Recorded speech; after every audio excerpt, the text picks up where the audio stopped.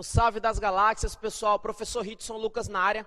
Vamos estudar agora a comunicação dos atos processuais. Se cair no teu edital comunicação dos atos processuais, você precisa ler dos artigos 236 a 275 do Código de Processo Civil. Primeiro eu quero conversar contigo o seguinte. Segundo o CPC, os atos processuais, eles são cumpridos por ordem judicial. Mas, gente, eu só dou ordem se eu estiver no meu terreiro. Então, se eu estiver no meu terreiro, se eu estiver no meu limite territorial de jurisdição, como que o ato vai ser cumprido? O ato vai ser cumprido por ordem. Então, se você tem um juiz de Belo Horizonte, o juiz de Belo Horizonte, ele vai chegar com o oficial de justiça e ele vai dar uma ordem judicial. Para quê? Para o oficial de justiça de Belo Horizonte cumprir. Agora, me diz o seguinte, esse juiz de Belo Horizonte, ele vai chegar com o juiz de Poços de Caldas e vai falar bem assim, juiz de Poços de Caldas, eu estou mandando em ti. Não. Então, o que vai acontecer, pessoal? Eu tenho que ter em mente que a regra é que o ato processual ele é cumprido por ordem judicial. Só que, se esse ato processual tiver que ser praticado fora dos limites territoriais de jurisdição, ele vai ser cumprido por carta. Então, se estiver dentro do meu território, ordem judicial. Se estiver fora do meu território, carta. Mas olha só, hoje é muito comum no Poder Judiciário a realização de ato processual por videoconferência ou então outro recurso eletrônico. Eu estou te falando que você está numa cidade e a audiência é realizada em uma cidade e em outra ao mesmo tempo por videoconferência. Eles colocam uma televisão, colocam um microfone e o juiz está numa cidade ouvindo uma testemunha que está em outra cidade. Ritson, calma aí. Você está me dizendo então que se for praticado um ato processual por videoconferência, não precisa mandar carta? Não, gente, não é isso que eu estou te dizendo. Eu estou dizendo o seguinte, estou falando que o ato processual, ele pode ser realizado por videoconferência? Pode. Pode ser realizado por outro recurso eletrônico? Pode. Mas olha só, para a testemunha ir para a audiência, ela precisa ser intimada. Então o que vai ser feito? Vai ser enviada uma carta de intimação, vai ser enviada uma ordem para que ela seja intimada, né? E o que vai acontecer? Ela vai comparecer em juízo para participar de uma audiência por videoconferência. Beleza, até aí? Então lembra do seguinte, os atos processuais, eles são cumpridos por ordem, quando está dentro do teu limite territorial. Agora, se estiver fora, é mandado carta. Eu posso realizar ato processual por videoconferência? Posso. E por outro meio eletrônico, eu posso também. Agora, olha só, ajeita-se na cadeira. Ajeite-se porque esse ponto é muito importante. Quando eu falo carta, lembre-se, carta é quando está fora do limite territorial. O CPC estabelece 4 tipos de cartas, diferente do Código Antigo, né? O Código Antigo não tinha 4. O CPC, ele fala para a gente que tem uma carta de ordem. A carta de ordem é quando tem uma relação de subordinação. É quando um tribunal manda para um juízo vinculado. Imagina, por exemplo, o tipo Tribunal Regional Federal da Primeira Região. O TRF da Primeira Região, ele é gigantesco. Engloba a região norte, engloba ali a região centro-oeste, uma parte do nordeste. Então, o que vai acontecer? O TRF1, ele vai pegar e ele precisa ouvir uma testemunha que está em Minas Gerais, que está em Goiás. Gente, a Justiça Federal de Goiás, ela tem uma relação de subordinação, ela é vinculada ao TRF1. Porque o TRF é tribunal, e a Justiça Federal, aqui o juízo federal é a primeira instância. Então o tribunal vai mandar o quê? Uma carta de ordem, né? Ele não é superior, ele manda uma carta de ordem. Mas eu também tenho uma carta rogatória. A carta rogatória, ela pode ser ativa ou passiva. Como assim, Ritson? A carta rogatória é ativa quando o órgão judiciário brasileiro precisar que seja realizado um ato processual, mas esse ato processual tem que ser praticado no estrangeiro. Aí o que vai ser feito? Vai ser solicitado para um órgão judiciário estrangeiro praticar esse ato. Ouvir uma testemunha, realizar uma penhora e etc. Então, vai ser feito esse requerimento. Então, o que acontece? Na hipótese de um órgão judicial brasileiro ele necessitar desse auxílio, dessa cooperação internacional de um órgão judiciário estrangeiro, a carta que eu vou mandar para o estrangeiro é carta o quê? Carta rogatória. Observa o detalhe. Você manda a carta rogatória, não é para órgão administrativo, é para órgão jurisdicional. Preste atenção nesse detalhe para a prova. Carta rogatória não é para órgão administrativo, é para órgão jurisdicional. Fechou até aí? Aí vem a carta precatória. A carta precatória, ela tem um conceito subsidiário, residual. Porque na carta de ordem, eu tenho uma relação de vinculação, uma relação de subordinação. Na carta rogatória, eu estou mandando para o estrangeiro se essa carta precatória ela for ativa. Agora, se for o país estrangeiro pedindo para o Brasil, essa carta precatória ela vai ser passiva. Mas de um jeito ou de outro, eu tenho uma autoridade judicial estrangeira envolvida. Na precatória, eu não tenho relação de vinculação e não tenho autoridade estrangeira. É simplesmente um órgão judiciário brasileiro pedindo para que seja realizado um ato, praticado um ato, fora do seu limite territorial, por outro órgão judiciário também brasileiro que tem competência territorial diversa.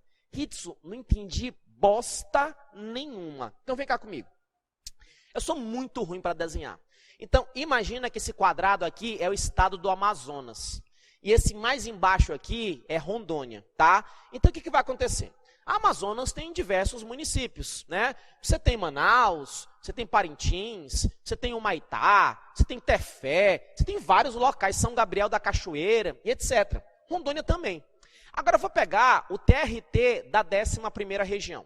O TRT-11, ele engloba 2 estados, o estado do Amazonas e o estado de Roraima. Ou seja, o TRT-11, o limite territorial dele é 2 estados. É o estado do Amazonas e o estado de Roraima. O que vai acontecer?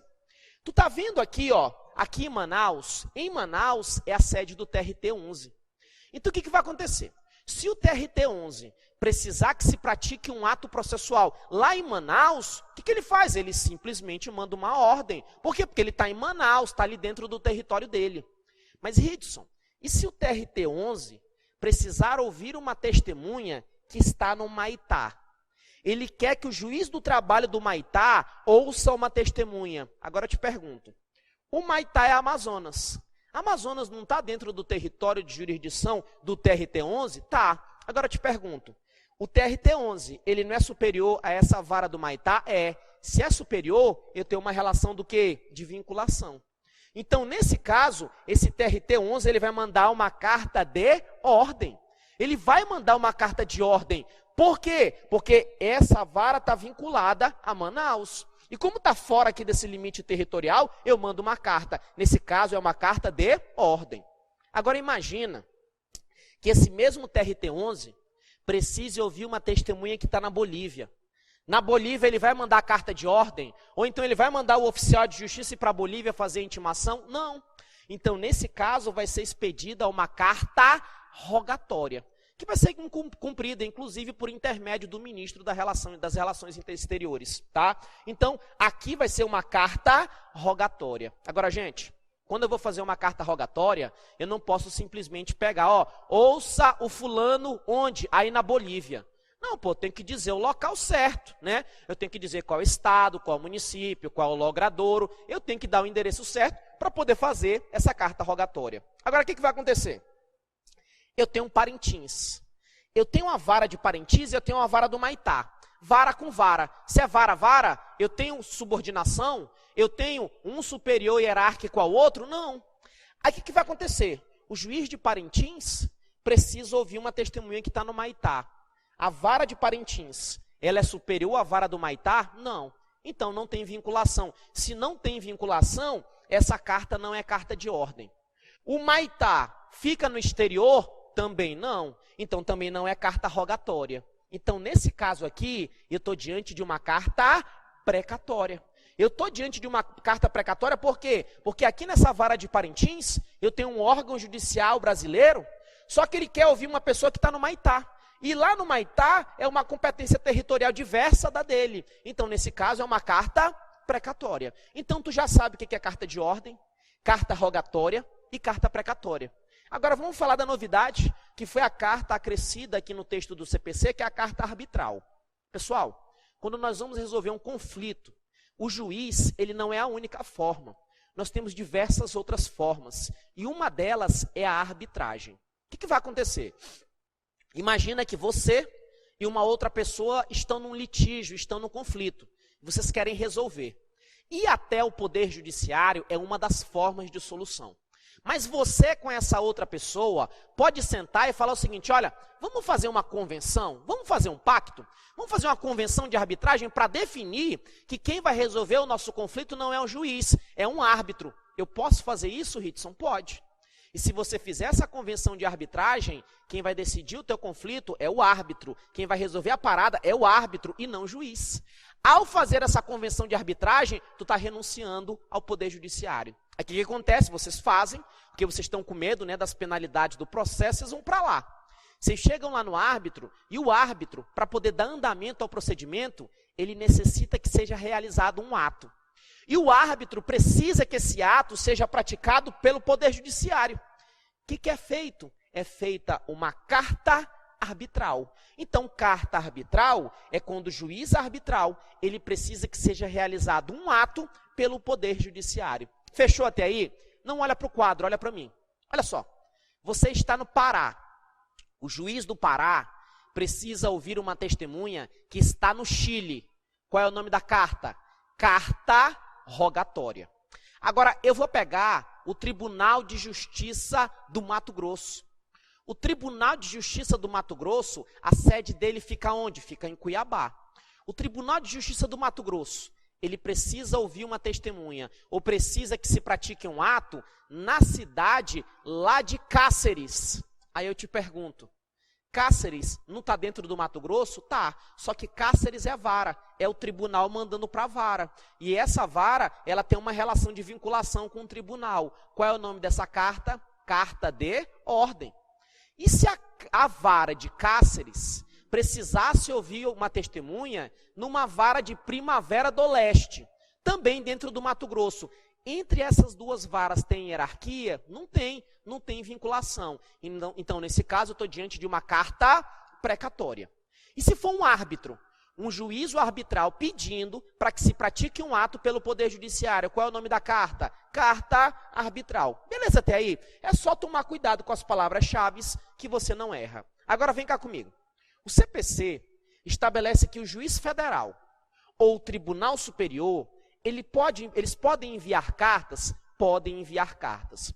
Mas quem é que vai cumprir essas cartas dos juízos federais e dos tribunais superiores? São os juízes federais. Acontece que a Justiça Federal, ela não está espalhada por todo o Brasil. Por exemplo, no estado de Rondônia. No estado de Rondônia, existe vara federal em Porto Velho, que é a capital, em Guajará-Mirim, em Ji-Paraná e em Vilhena. Em Cacoal tem vara federal? Não tem. Então, como é que eu vou fazer se um juiz federal precisar ouvir uma testemunha que está em Cacoal? E Cacoal não tem vara federal. Ou então um tribunal superior precisar ouvir alguém que está em Cacoal. E Cacoal não tem vara federal. E aí, Ridson, quando não tiver vara federal, essa carta expedida pela Justiça Federal ou Tribunal Superior vai ser cumprida pela Justiça Estadual. Porque não tem Justiça Federal, mas tem vara do TJ lá. Quem vai cumprir é a Justiça Estadual. Beleza até aí, pessoal? Então, eu já sei quais são as 4 cartas.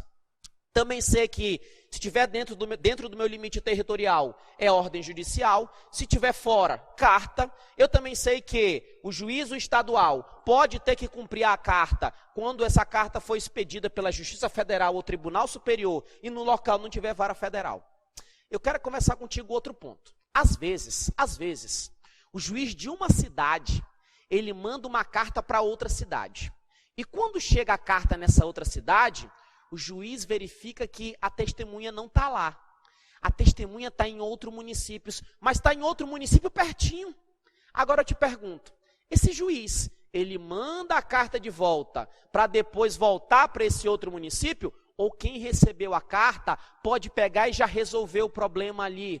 Pode sim. Sabe por quê? As cartas têm um caráter itinerante. Então, se eu pego aqui um juiz da capital e ele manda uma carta para o juiz do interior, e o juiz do interior procura a pessoa e não acha, mas a pessoa está perto. Eu não preciso devolver a carta para a capital. O que eu faço? Eu resolvo ali. Esse próprio juiz, ele pega e manda para o juiz vizinho dele, e resolve essa parada e depois devolve. Isso é a carta itinerante. Isso pode? Pode. Porque isso contribui com a celeridade processual, efetividade processual, economia processual e etc. Beleza até aí, pessoal? Tranquilo? Agora, olha só. Eu quero só tocar num ponto aqui contigo de direito constitucional. Por quê? Eu falei contigo que a carta rogatória, ela pode ser ativa. Ativa quando a autoridade judicial brasileira quer ouvir alguém, quer praticar um ato no estrangeiro. Então, ela manda para o estrangeiro. E quando o estrangeiro manda de volta, manda para o Brasil, aí ela já não é ativa, ela já é passiva. Se é o estrangeiro mandando para o Brasil, ela é passiva. O que vai acontecer? Nessas situações do estrangeiro mandando para o Brasil, eu tenho que passar esse procedimento pelo Superior Tribunal de Justiça. O STJ tem que conceder o exequatur, né? Então lembra disso. Quando é autoridade estrangeira mandando para o Brasil, ela manda para o Brasil, só que primeiro tem que ir para o STJ. E o STJ tem que ver, se o STJ deu exequatur, aí eu cumpro aqui. Se ele não der, eu não cumpro. Beleza até aí? Tranquilaço? Então matei isso daqui. Vamos conversar agora sobre citação e intimação. Por quê? Porque quando eu vou expedir uma carta, seja precatória, seja uma carta rogatória, seja uma carta de ordem, eu posso ter dentro do conteúdo dessa carta uma citação ou uma intimação. Eu posso estar dando uma ordem para se realizar uma citação ou uma intimação. E eu preciso diferenciar o que é citação, o que é intimação. Vejam só, o CPC, ele não estabelece o conceito de notificação. Em diversas leis, inclusive no próprio CPC, há a citação da expressão notificação, mas ele não traz o conceito. Mas eu tenho que diferenciar. Qual é a diferença de citação para intimação, Ritson? Citação é quando eu convoco o rei. Quem é rei? O réu, o executado ou o interessado, a fim de que ele venha integrar a lide. Então, eu cito para quê? Para convocar a pessoa para ela integrar a lide. Eu não cito apenas o réu.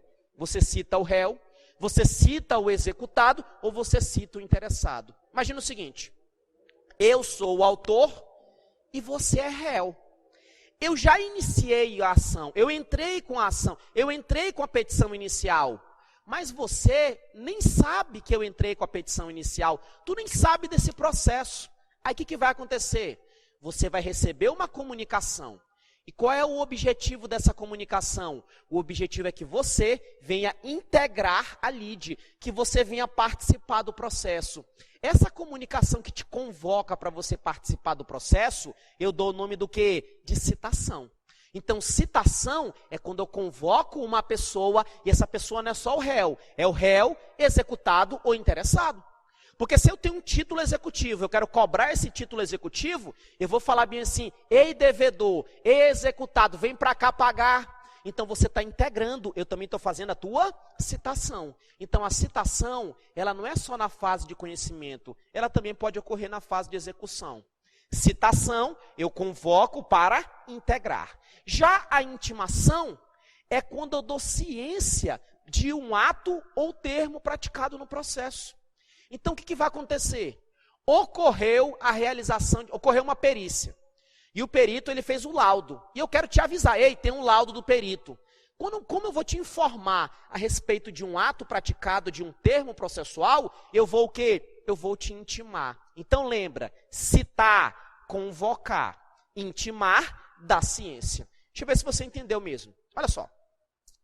Um autor entra com uma ação contra o réu. E esse réu, ele tem que integrar a lide. Qual é o nome da comunicação em que o réu é convocado para integrar a lide? Essa convocação é a citação.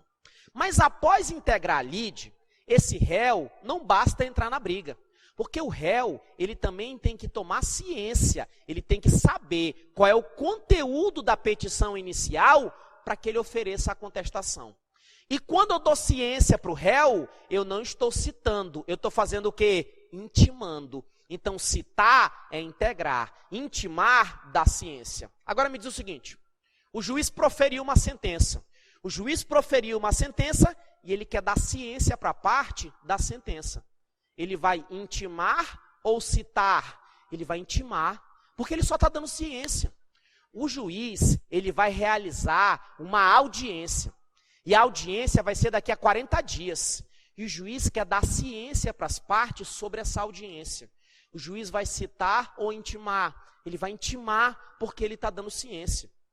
O juiz, ele decidiu ouvir uma testemunha X. E quem decidiu isso foi o juiz. E o juiz quer avisar as partes sobre isso. Ele quer dar ciência. O que ele vai fazer? Ele vai intimar. Pessoal, eu vou citar apenas quando eu convoco, para quê? Para você integrar a lide. Então, se você está fora do processo e eu te chamo para você participar, é citação. Intimação é ciência. Agora que eu sei a diferença dos dois, vamos começar o estudo da citação. A citação no CPC encontra previsão entre os artigos 238 e 259. Cai muito. Despenca em prova isso. Você tem que saber, do 238 aos 259, você tem que saber tudo. Isso cai muito em prova. Agora, olha só. Primeiro, a citação, ela é indispensável para a validade do processo. Porque tu entra com a petição inicial, o juiz vai receber. Após o juiz receber, a relação processual está completa? Ela não está completa. Porque o réu ainda tem que integrar a lide. Quando o réu integra a lide, é que a relação processual está formada. Então é por isso que a citação ela é indispensável para a validade do processo. Hudson, mas sempre ela vai ser indispensável? Não, eu tenho duas exceções. E aqui o CPC corrigiu uma atequia do código anterior. Existem casos que a gente exerce o direito de ação. Tu entra com a petição inicial, mas o juiz profere uma decisão. O juiz profere uma decisão sem necessidade de citar o réu. E aqui eu vou te trazer dois tipos de decisões. Primeiro, quando a tua petição inicial foi indeferida, que nós vamos conversar sobre esses casos lá na parte de petição inicial. O juiz pega a tua petição inicial e ele encontra um defeito insanável, que não tem como tu corrigir. Porque se tiver como você corrigir, ele vai te dar um prazo para você emendar ou completar. O que ele faz? Ele vê que não tem um defeito que não tem como sanar. E ele vai, o que adianta eu seguir com esse processo se essa petição tem um defeito insanável? O que ele vai fazer nesse caso? Ele não vai citar o réu. Ele vai pegar a tua petição inicial e ele vai indeferir. Óbvio que primeiro ele vai te avisar, tem um defeito insanável. Tu tem alguma coisa para falar sobre isso? Porque se você não me trouxer nada diferente, eu vou indeferir. Mas, gente, ele indefere a petição inicial sem citar o réu. O processo acaba sem ter a citação do réu. Então, lembra, como regra, a citação do réu ela é indispensável para a validade. Só que se a petição inicial foi indeferida, eu não preciso citar o réu. E também, quando eu tenho a improcedência liminar do pedido. Olha só, improcedência liminar do pedido, eu também vou conversar contigo em outros blocos. Mas às vezes você exerce o direito de ação e tu faz um pedido para o juiz. Acontece que aquele teu pedido já tem súmula lá do STF falando que tu não tem direito. Falando que, nesse caso, a pessoa não ganha e nem precisa analisar a prova. Não precisa fazer a instrução, não precisa analisar a prova. Então o que vai acontecer? A tua causa não tem futuro. Por que não tem futuro? Porque não adianta eu ficar postergando esse processo se eu já sei o resultado final. Porque a instância máxima do Poder Judiciário já falou, olha, eu tenho uma súmula dizendo que não tem direito. Então o juiz vai pegar esse teu pedido e ele fala, olha, sinto muito, mas eu não vou nem citar o réu, mas o teu pedido está indeferido. Ele indefere o pedido sem o processo seguir lá para frente. Ele indefere liminarmente.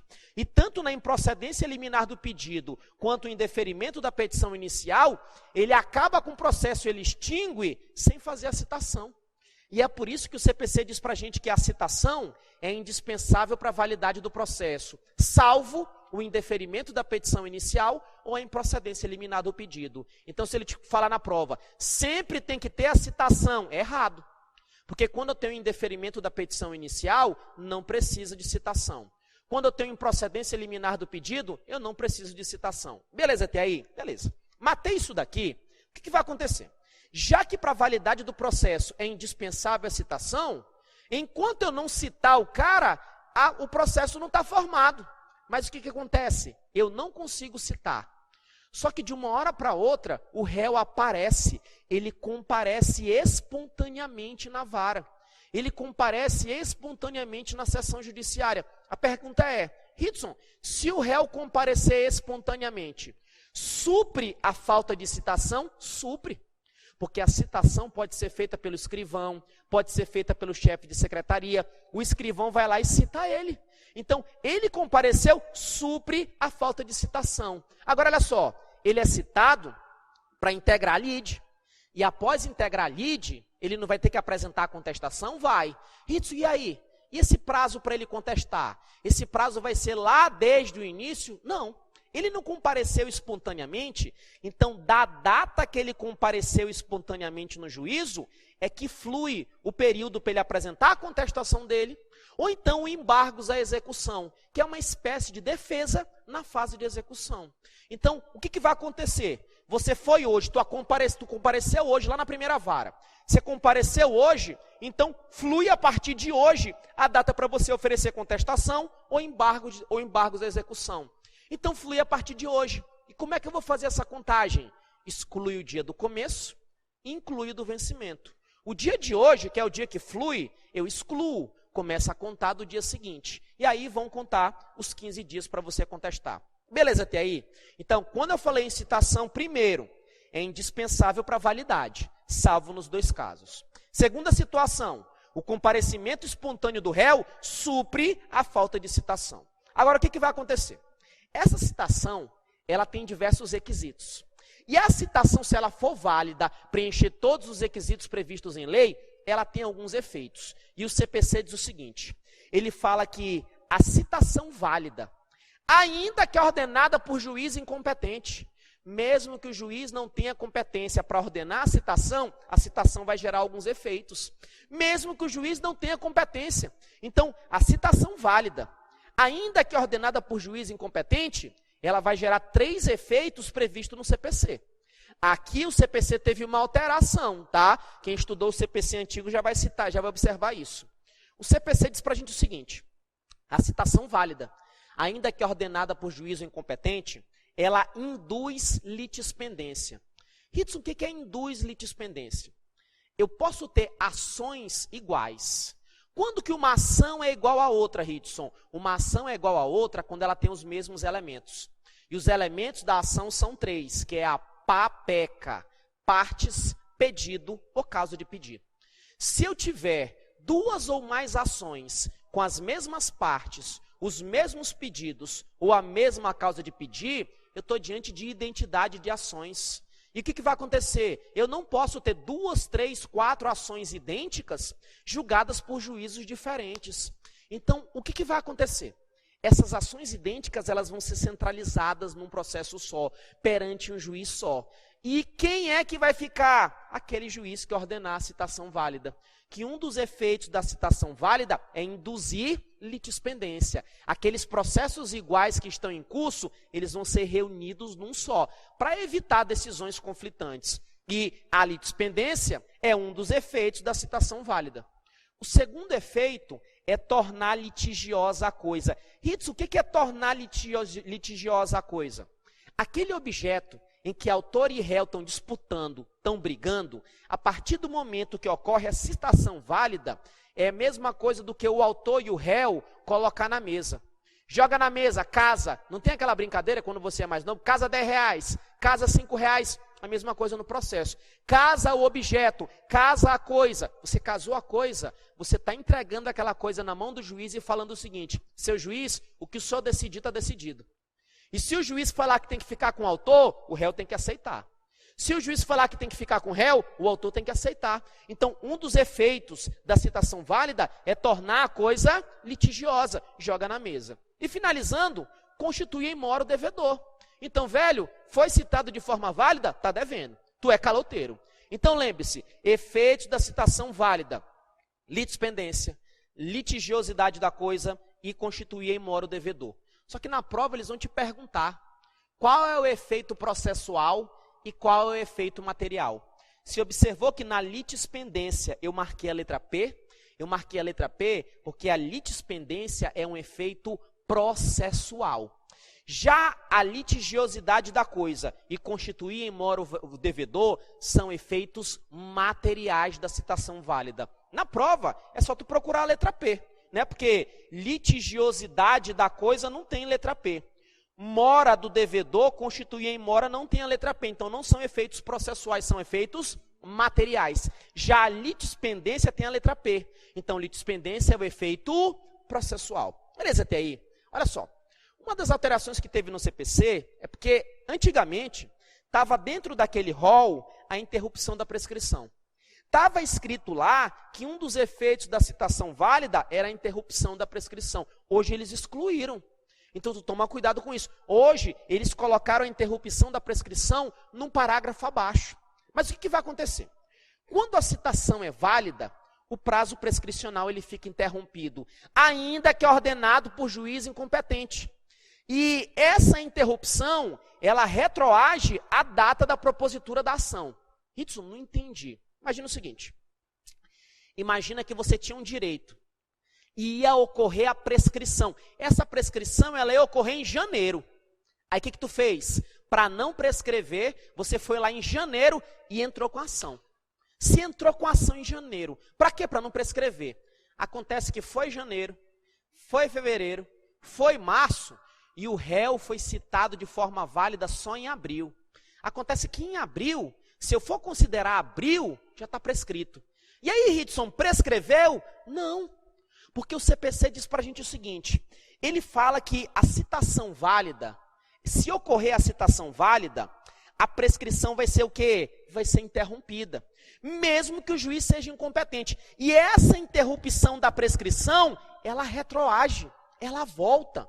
Então, se interrompeu a prescrição em abril, em maio, em junho, na data que você foi citado, essa interrupção ela vai retroagir. Retroagir para quando? Para a data da propositura da ação. E tu não propôs a ação em janeiro? Propôs. Então, não vai ter prescrição. Ufa, né? Que louca essa parada. Então, lembre-se, a interrupção da prescrição, ela retroage. Retroage para a data da propositura da ação. Me responde o seguinte, qual desses efeitos aqui que é o processual?